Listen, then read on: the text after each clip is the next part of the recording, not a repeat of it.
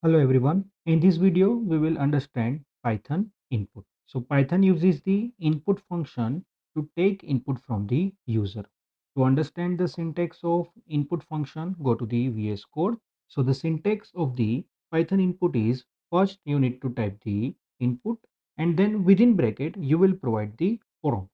So what is the meaning of prompt? Prompt is an optional text that is displayed to the user before taking the input. So suppose I am typing enter your name. So that means on the screen user will be displayed that enter your name. And after this user will be asked to enter the name on the screen. Now this is the method how we will take the input, but where this input will be stored. So this always returns the input as a string. We need to store the answer by default into the string data type. So suppose we want to store it into the variable name. So type name equal to input, enter your name. So whatever the entry user will be entering, that will be stored into the name variable. And then after we want to print, let us say if hello and then name of that person. So within curly bracket, we will type name. So here we have used the string formatter to print the data. Now run the program. So as you can see on the screen, you will be asked to enter your name.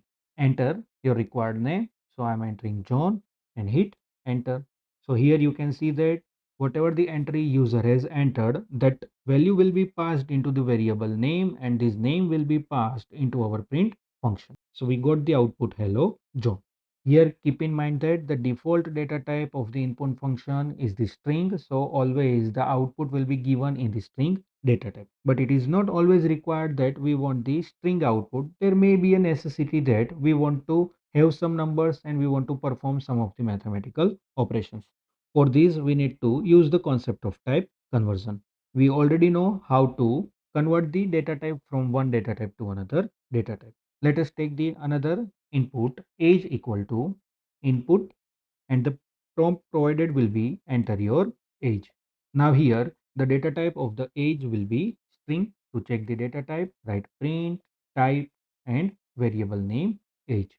Now we want to convert these data type string to the integer data type. So for that we will use the explicit typecasting. So we will type again, we want to store it into same variable. So age equal to first required data type int and within bracket again age. So this statement will convert string data type to the integer data type. Again, let us check the data type. So print type and the variable age. Now run the program. First enter the name being the John and the age, let us say 30 and hit enter. So here you can see that the first data type is string and using the explicit typecasting, we have converted into the int data type.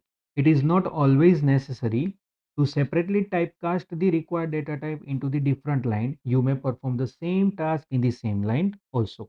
So that means suppose I want to convert these user entered age into the integer data type, we may reduce these lines and directly type age equal to, we want to convert it into the int data type and then within round bracket we will provide all the data. So directly it will convert the string data type into the integer data type and it will be stored into the age variable. So this is the methodology to take the single user input, but there may be a chances that we want to take multiple inputs also. So for that we need to use split method also. So the method name is split and by default this method splits the data from white space.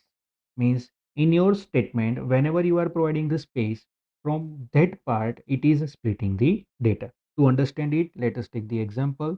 Before that, first comment all the previous data so that we can focus on our next part. Now I want to take the input for two variable x, y equal to, we want to take the input. So type input. Here we will specifically say enter two numbers separated by space. And to separate the data after the input method, we will use the method split. So we will type dot split and the round brackets. Whenever I am saying the term method, that means we need to provide the round brackets at the end of that name. Now we want to print both the values. So type print within round bracket, we will use the formatted string. So if first value being the x and the second value being the y.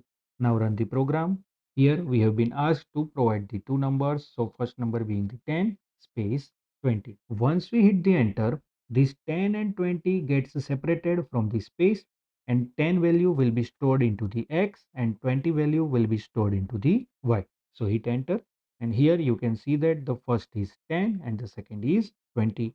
Now we already know the default data type of the input method is the string. So suppose if we perform addition on this variable, then they will be treated as the string. So let us type x plus y and again run the program, enter the values 10, 20. So you will get the output 10, 20. As these are the string, these two elements get combined, but these two are not added as Python is treating it as the different string or the text. Now to perform the summation, we need to convert these values into the integer data type.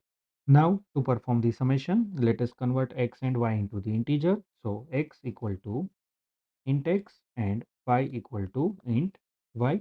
Now we will print the sum. So let us type print sum is within double quote. We will separate it with the variables with the comma.